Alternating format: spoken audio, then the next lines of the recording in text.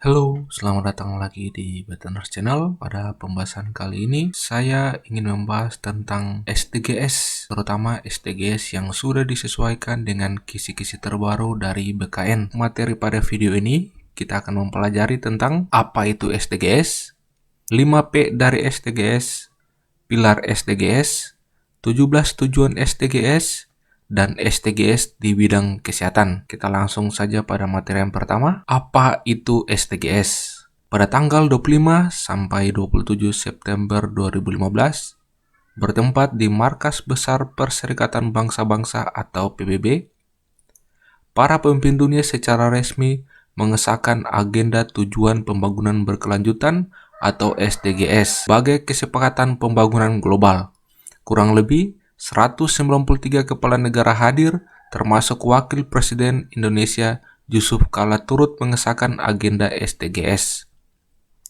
Fokus SDGs adalah akhiri kemiskinan, kurangi kesenjangan, dan melindungi lingkungan. Prinsip utama dari SDGs, yang pertama, tidak meninggalkan satu orang pun atau leave no one behind, melibatkan semua pemangku kepentingan, serta beri manfaat untuk yang rentan. Kemudian, universal dilaksanakan oleh dunia, berpusat pada manusia, komprehensif, dan jangka panjang. Kemudian yang ketiga, integration, secara terintegrasi pada semua dimensi sosial dan ekonomi. Jadi itu adalah prinsip utama daripada SDGs, yaitu tidak meninggalkan satu orang pun, universal, dan integrasi. Lanjut, 5P daripada SDGs. Yang pertama, people atau orang. Yang kedua, planet. Yang ketiga, prosperity atau kemakmuran. Yang keempat, peace atau kedamaian. Yang kelima, partnership atau kemitraan. Jadi ini adalah 5P daripada SDGs yang harus teman-teman ketahui. Kemudian, SDGs ditetapkan menggantikan MDGs pada tanggal 21 Oktober 2015. SDGs mulai berlaku dari tahun 2016 sampai tahun 2030. Perpres SDGs, Peraturan Presiden Nomor 56 Tahun 2017 tentang pelaksanaan pencapaian tujuan pembangunan berkelanjutan. Jadi ketika ada soal tentang kapan SDGs mulai berlaku, SDGs mulai berlaku itu dari 2016 sampai 2030.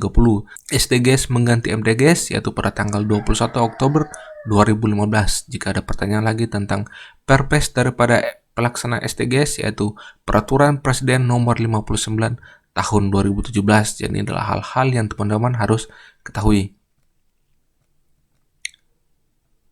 Tujuan dari SDGs. SDGs memiliki tujuan, yaitu yang pertama, menghapus kemiskinan, yang kedua, mengakhiri kelaparan, yang ketiga, kesehatan yang baik dan kesejahteraan, yang keempat, pendidikan bermutu, kelima, kesetaraan gender, keenam, akses air bersih dan sanitasi, ketujuh, energi bersih dan terjangkau, kedelapan, pekerjaan layak dan pertumbuhan ekonomi, yang kesembilan, infrastruktur dan industri dan inovasi, kemudian yang ke-10 mengurangi ketimpangan, yang ke-11 kota dan komunitas yang berkelanjutan, 12 konsumsi dan produksi yang bertanggung jawab, yang ke-13 penanganan perubahan iklim, yang ke-14 menjaga ekosistem laut, yang ke-15 menjaga ekosistem darat, ke-16 perdamaian, keadilan dan kelembagaan yang kuat, dan yang terakhir ke-17 kemitraan untuk mencapai tujuan. Jadi ini adalah 17 tujuan daripada SDGs yang teman-teman harus ketahui.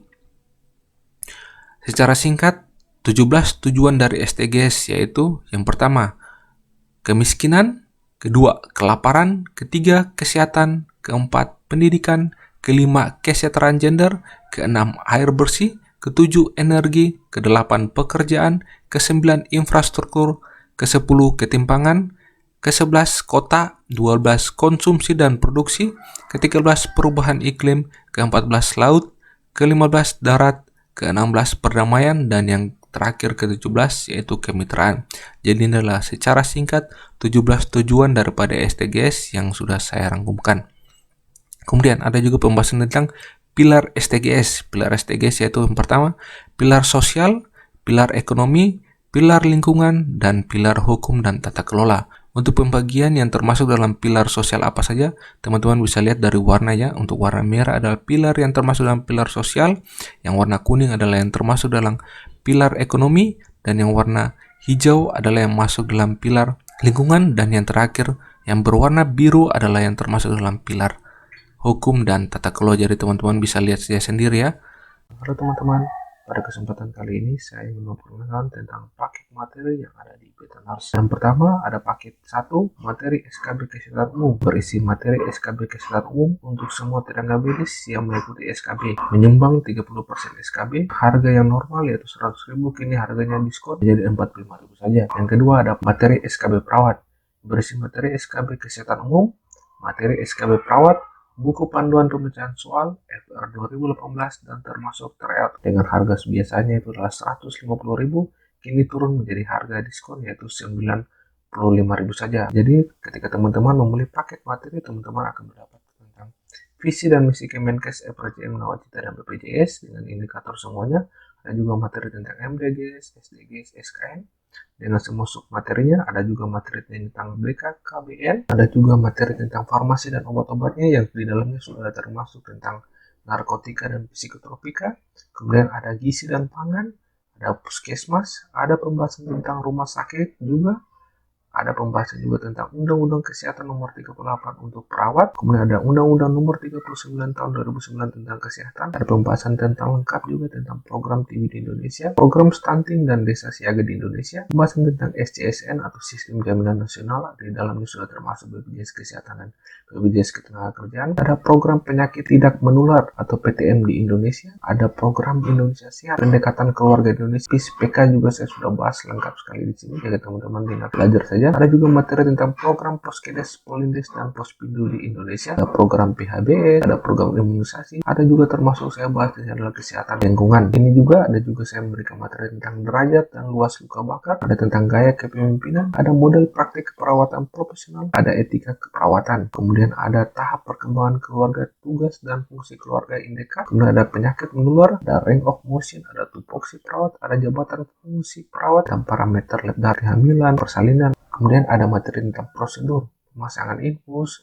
ada pemasangan NJT, pemasangan kateter, pemasangan oksigen, dimulai dari pengertian, tujuan, indikasi, kontraindikasi, semuanya sudah saya bahas dengan lengkap di file materi yang saya akan bagi untuk teman-teman. Kemudian ada juga tentang materi tentang COVID-19, PD, protokol tata laksana pasien, protokol tata laksana orang belum terkonfirmasi dalam panduan pemeriksaan laboratorium COVID, pengendalian penyakit dan penyihatan lingkungan atau P2PL, dan bahas tentang penyakit menular mulai dari HIV, TB, malaria. Kemudian ada juga P2PL, penyakit yang dapat dicegah dan imunisasi. Kemudian ada materi tentang kanker serviks, hipertensi, stroke, hemofilia, leukemia, thalassemia, DMTP1, gagal ginjal kronik, transplantasi organ pun sudah saya bahas semua lengkap untuk teman-teman, siap pelajari saja. Kemudian ada materi tentang keperawatan kejiwaan, strategi pelaksanaan kejiwaan, tahap berduka, komunikasi terapeutik, semuanya sudah saya siap buat dan saya berikan buat teman-teman. Kemudian ada juga bonus pembahasan tentang FR 2018, panduan pembicaraan soal kasus, TO offline, 1 dan 2, dan 10 menit bisa GCS. Jadi ketika teman-teman bergabung dengan paket materi yang ada dari Betternaries, teman-teman bisa semua dapat materi ini. Untuk lebih jelasnya teman-teman bisa lihat di sini.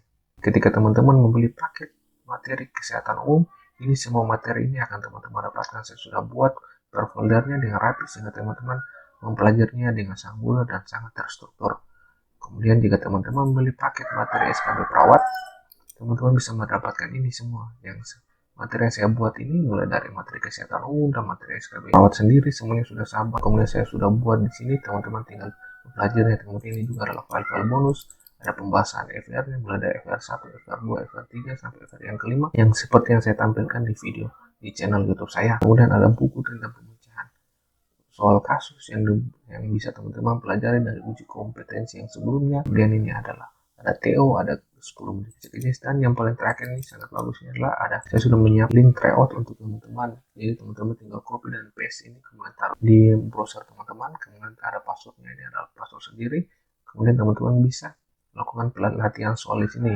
Jadi yang keuntungannya sini bisa akses kapan saja, boleh berulang juga boleh. Per TO-nya ada 100 soal di mix ya antara kesehatan umum dan perawat. Kemudian total ada 400 soal latihan buat teman-teman bisa untuk ujian tryout nanti. Tunggu apa lagi? Hanya dengan Rp95.000 teman-teman bisa mendapatkan materi SKB perawat termasuk SKB Kesehatan Umum, FR 2018, tryout online, dan buku panduan untuk pemecahan soal kasus. Nah, karena bagi teman-teman yang tertarik dengan materi SKB Kesehatan Umum, Rp45.000 saja teman-teman sudah bisa menerapkan semua materi SKB Kesehatan Umum yang seperti sudah saya jelaskan tadi. Jadi, bila teman-teman ingin pesan, teman-teman bisa menghubungi nomor ini di 0821 9928 3109. Terima kasih dan selamat lanjut kembali untuk belajar. Lanjut, STGS di bidang kesehatan. Ada perbedaan referensi yang mengatakan bahwa STGS di bidang kesehatan ada pada tujuan 1, 2, 3, 5, 6. Ada juga yang mengatakan bahwa hanya pada tujuan 2, 3, 5, dan 6. Untuk itu, terkait STGS di bidang kesehatan akan dibahas tentang yang pertama, kemiskinan, kelaparan, kesehatan, kesetaraan gender, dan air bersih. Saya akan membahas lengkapnya untuk kelima tujuannya biar teman-teman bisa paham aja apabila ada soal yang mengatakan 2, 3, atau 5, atau 1, 2, 3, 5, 6, teman-teman bisa menjawab semuanya. Yang pertama, tujuan STGS yang pertama yaitu menghapus kemiskinan, mengakhiri kemiskinan dimanapun dan dalam semua bentuk. Target yang pertama, menghapuskan kemiskinan ekstrim, penduduk di bawah garis kemiskinan dengan daya beli kurang dari 1,25 atau sekitar 7.800 per hari. Target yang kedua, mengurangi setidaknya separuh dari jumlah penduduk miskin, laki-laki, perempuan, dan anak dari segala usia berdasarkan definisi nasional. Yang ketiga, di tingkat nasional mengimplementasikan sistem dan ukuran perlindungan sosial yang tepat bagi semua level masyarakat. Tahun 2030 berhasil memberikan perlindungan yang substansial bagi kelompok miskin dan rentan. Tujuan yang keempat, memastikan semua penduduk, terutama penduduk miskin dan rentan, mendapat hak setara mengakses sumber ekonomi seperti halnya hak layanan dasar, kepemilikan, dan akses pada lahan, memastikan mereka memperoleh akses. Untuk target yang kelima, membangun yang dibutuhkan dan layanan keuangan termasuk keuangan mikro, daya tahan, dan kesiapan masyarakat miskin dan kelompok rentan menghadapi perubahan iklim, krisis lingkungan, ekonomi, sosial, dan bencana. Kemudian, memastikan mobilisasi sumber daya yang signifikan dari berbagai sumber, termasuk melalui kerjasama pembangunan yang diperluas dalam rangka menyediakan alat-alat yang cukup dan mudah diprediksi oleh negara-negara berkembang, khususnya negara-negara kurang berkembang, untuk mengimplementasikan program dan kebijakan yang dapat mengakhiri kemiskinan dalam semua dimensinya. Berikut, menciptakan kerangka kerja kebijakan level nasional, regional, dan internasional yang berdasarkan pada strategi pembangunan yang berpihak pada yang miskin, gender sensitif, untuk mempercepat investasi dalam aksi-aksi pengentasan kemiskinan. Jadi untuk menghapus kemiskinan memiliki kurang lebih ada 5 target dan 2 poin penting lainnya, yaitu mengakhiri kelaparan. Mengakhiri kelaparan, mencapai ketahanan pangan dan nutrisi yang lebih baik, dan mendukung pertanian berkelanjutan. Targetnya, yang pertama, pada tahun 2030, mengakhiri kelaparan dan memastikan adanya akses bagi seluruh rakyat, khususnya mereka yang miskin dan berada dalam situasi rentan, termasuk bayi, terhadap pangan yang aman, bernutrisi, dan bercukupan sepanjang tahun. Yang kedua, pada tahun 2030, mengakhiri segala macam bentuk malnutrisi, termasuk pada tahun 2025, mencapai target-target yang sudah disepakati secara internasional tentang gizi buruk dan penelantaran pada anak balita, dan mengatasi kebutuhan nutrisi untuk para remaja putri, ibu hamil dan menyusui, dan manula. Yang ketiga, pada tahun 2030, mengadakan produktivitas agrikultural dan pendapatan dari produsen makanan berskala kecil, khususnya perempuan, masyarakat adat, pertanian keluarga, peternakan, dan nelayan, termasuk melalui akses yang aman dan setara terhadap tanah, sumber-sumber produksi lainnya, dan juga input, pengetahuan, layanan finansial, pasar, dan kesempatan untuk mendapatkan nilai tambah dan lapangan kerja bukan pertanian. Yang keempat, pada tahun 2030, memastikan sistem produksi pangan yang berkelanjutan dan mengimplementasikan praktek-praktek agrikultur yang tahan lama yang dapat menaikkan produktivitas dan produksi, yang dapat membantu menjaga ekosistem, yang dapat menguatkan kapasitas adaptasi terhadap perubahan iklim, cuaca ekstrim, kekeringan, banjir, dan bencana lainnya, serta secara progresif memperbaiki kualitas lahan dan tanah. Lanjut, target yang kelima, pada tahun 2020, memelihara keanekaragaman genetika benih, mengolah tanam dan persawahan, serta melestarikan hewan jinak dari spesies liar yang terkait, termasuk melalui bank benih dan tumbuhan yang dipelihara dengan baik keragamannya pada level nasional, regional, dan internasional, dan mendukung akses terhadap pembagian keuntungan yang adil dan serta yang berasal dari pemanfaatan sumber-sumber genetik dan pengetahuan tradisional seperti yang telah disepakati secara internasional. Kemudian, menaikkan investasi termasuk melalui kerjasama internasional yang diperluas dalam hal infrastruktur, pedesaan, penelitian pertanian dan perluasan pelayanan, pengembangan teknologi dan tanaman, serta bank genetik ternak dalam upaya untuk meningkatkan kapasitas produksi agrikultur di negara-negara berkembang, terutama di negara-negara kurang berkembang.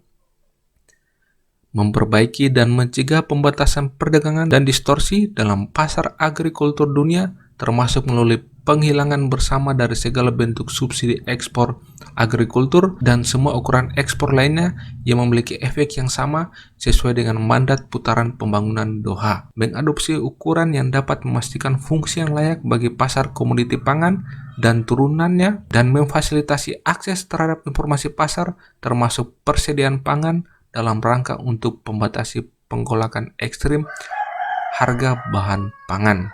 Jadi untuk bagian yang kedua tentang mengakhiri kelaparan, teman-teman harus lebih fokus saja untuk mengakhiri kelaparan dan memastikan adanya akses bagi seluruh rakyat, dan mengakhiri segala macam bentuk malnutrisi. Ini adalah 2 poin penting dari tujuan kedua dari STGS dalam bidang kesehatan. Kita lanjut. Bagian yang ketiga, kesehatan yang baik dan kesejahteraan. Memastikan kehidupan yang sehat dan mendukung kesejahteraan bagi semua untuk semua usia. Targetnya, pada tahun 2030 mengurangi rasio angka kematian ibu menjadi kurang dari 70 per 100 ribu kelahiran. Pada tahun 2030, mengakhiri kematian yang dapat dicegah pada bayi baru lahir dan balita, di mana setiap negara menagarkan untuk mengurangi kematian neonatal setidaknya menjadi kurang dari 12 per 1000 kelahiran, dan kematian balita menjadi serendah 25 per 1000 kelahiran. Yang ketiga, pada tahun 2030, mengakhiri epidemi AIDS, tuberkulosis, malaria, dan penyakit tropis lainnya, dan memerangi hepatitis, penyakit yang ditularkan lewat air, dan penyakit menular lainnya. Pada tahun 2030, mengurangi sepertiga dari kematian dini yang disebabkan oleh penyakit tidak menular melalui tindakan pencegahan dan pengobatan, serta menaikkan kesehatan mental dan kesejahteraan. Target yang kelima, memperkuat pencegahan dan pengobatan dari penyalahgunaan zat berbahaya, termasuk penyalahgunaan narkotika dan penggunaan yang berbahaya dari alkohol. Target yang keenam, pada tahun 2020 secara global mengurangi setengah dari angka kematian dan cedera akibat kecelakaan lalu lintas. Target yang ketujuh, pada tahun 2030 memastikan akses universal terhadap pelayanan kesehatan seksual dan produksi, termasuk untuk perencanaan, informasi, dan pendidikan keluarga, dan mengintegrasikan kesehatan reproduksi ke dalam strategi dan program nasional. Target yang kedelapan, mencapai cakupan layanan kesehatan universal, termasuk lindungan risiko finansial, akses terhadap pelayanan kesehatan dasar yang berkualitas, dan akses terhadap obat-obatan dan vaksin yang aman, efektif, berkualitas, dan terjangkau bagi semua.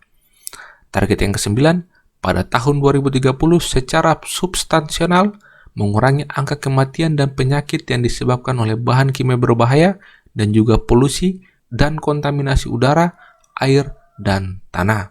Menguatkan implementasi dari kerangka kerja konvensi WHO mengenai kontrol terhadap tembakau di semua negara sebagaimana layaknya. Yang berikut, mendukung riset dan mengembangkan dari vaksin dan obat-obatan untuk penyakit menular dan tidak menular, yang secara khusus memengaruhi negara-negara berkembang, menyediakan akses terhadap obat-obat dasar dan vaksin yang terjangkau, sesuai dengan deklarasi Doha mengenai perjanjian TRIPS dan kesehatan publik yang menegaskan hak dari negara-negara berkembang untuk menggunakan secara penuh provinsi dalam perjanjian aspek terkait perdagangan, hak properti intelektual, mengenai fleksibilitas untuk melindungi kesehatan publik dan terutama akses terhadap obat-obatan untuk semua.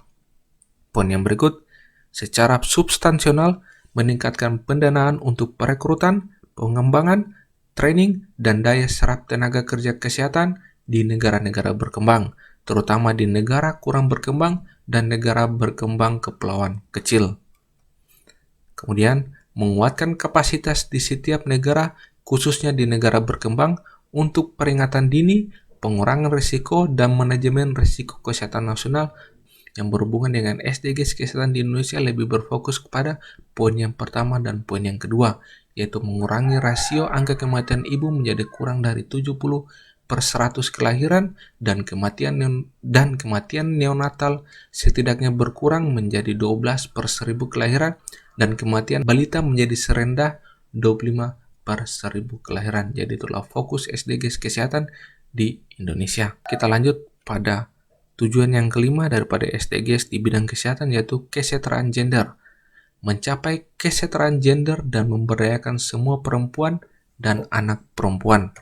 Targetnya, yang pertama, mengakhiri segala bentuk diskriminasi terhadap semua perempuan dan anak perempuan di mana saja. Yang kedua, mengeliminasi segala bentuk kekerasan terhadap perempuan dan anak perempuan pada ruang publik dan privat, termasuk perdagangan dan seksual dan bentuk eksploitasi lainnya.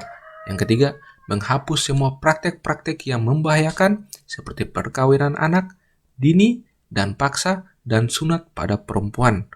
Yang keempat, menyadari dan menghargai pelayanan kerja domestik yang tidak dibayar melalui penyediaan pelayanan publik, kebijakan perlindungan infrastruktur dan sosial, serta mendorong adanya tanggung jawab bersama di dalam rumah tangga dan keluarga yang pantas secara nasional. Target yang kelima, memastikan bahwa semua perempuan dapat berpartisipasi penuh dan mendapat kesempatan yang sama untuk kepemimpinan pada semua level pengambilan keputusan dalam kehidupan politik, ekonomi, dan publik. Target yang keenam, memastikan adanya akses universal terhadap kesehatan seksual dan reproduksi dan hak reproduksi sebagaimana telah disepakati dalam program aksi konferensi internasional mengenai kependudukan dan pembangunan dan aksi platform Beijing dan dokumen hasil dari konferensi review keduanya. Poin yang berikut, melakukan reformasi untuk memberikan hak yang sama bagi perempuan terhadap sumber-sumber ekonomi dan juga akses terhadap kepemilikan dan kontrol terhadap tanah dan bentuk properti lainnya, pelayanan finansial, warisan, dan sumber daya alam sesuai dengan hukum nasional. Poin berikut, memperbanyak penggunaan teknologi terapan, khususnya teknologi informasi dan komunikasi untuk mendukung pemberdayaan perempuan. Poin yang berikut, mengadopsi dan menguatkan kebijakan yang jelas dan penegakan perundang-undangan untuk mendorong kesetaraan gender dan pemberdayaan semua perempuan dan anak perempuan pada semua level. Kita lanjut untuk SDGs yang keenam di bidang kesehatan, yaitu akses air bersih dan sanitasi. Memastikan ketersediaan dan manajemen air bersih yang berkelanjutan dan sanitasi bagi semua. Targetnya yang pertama, pada tahun 2030 mencapai akses universal dan adil terhadap air minum yang aman dan terjangkau untuk semua. Yang kedua, pada tahun 2030 mencapai akses terhadap sanitasi dan kebersihan yang layak dan adil untuk semua dan mengakhiri buang air di tempat terbuka dengan memberikan perhatian khusus pada kebutuhan perempuan dan anak perempuan serta mereka yang berada dalam situasi rentan. Target yang ketiga, pada tahun 2030 memperbaiki kualitas air dengan mengurangi polusi, menghapus pembuangan limbah dan pembuangan bahan kimia dan materi berbahaya, mengurangi separuh dari proporsi air limbah yang tidak diolah.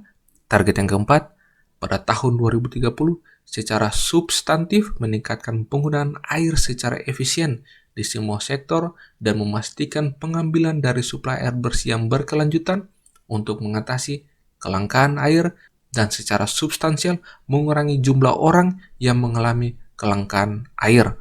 Target yang kelima, pada tahun 2030 mengimplementasikan pengolahan sumber air yang terintegrasi pada setiap level, termasuk melalui kerjasama antar batas selayaknya. Poin yang keenam, pada tahun 2020 melindungi dan memperbaiki ekosistem terkait air, termasuk pegunungan, hutan, rawa, sungai, resapan air, dan danau. Poin yang berikut, pada tahun 2030 memperbanyak kerjasama internasional dan dukungan pengembangan kapasitas kepada negara-negara berkembang dalam aktivitas dan program terkait air dan sanitasi, termasuk water harvesting, desalinasi, efisien air, pengolahan air limbah, dan teknologi daur ulang dan penggunaan ulang. Kemudian poin yang berikut, mendukung dan menguatkan partisipasi masyarakat lokal dalam memperbaiki pengolahan air dan sanitasi. Jadi ini adalah SDGs yang keenam yang termasuk dalam SDGs bidang kesehatan, yaitu akses air bersih dan sanitasi. Teman-teman bisa baca kembali untuk bisa mereview kembali apa yang sudah saya bacakan untuk teman-teman. Ya, demikianlah pembahasan kita tentang SDGs. Fokusnya adalah SDGs di bidang kesehatan. Semoga teman-teman bisa mengerti dan memahami dan bisa menjadi bekal untuk teman-teman dalam ujian CPNS nanti. Jika teman-teman suka dengan video ini, teman-teman bisa like, komen, share, dan subscribe. Terima kasih untuk telah menonton. Sampai jumpa di video-video selanjutnya. Sekian dari Beta. Terima kasih.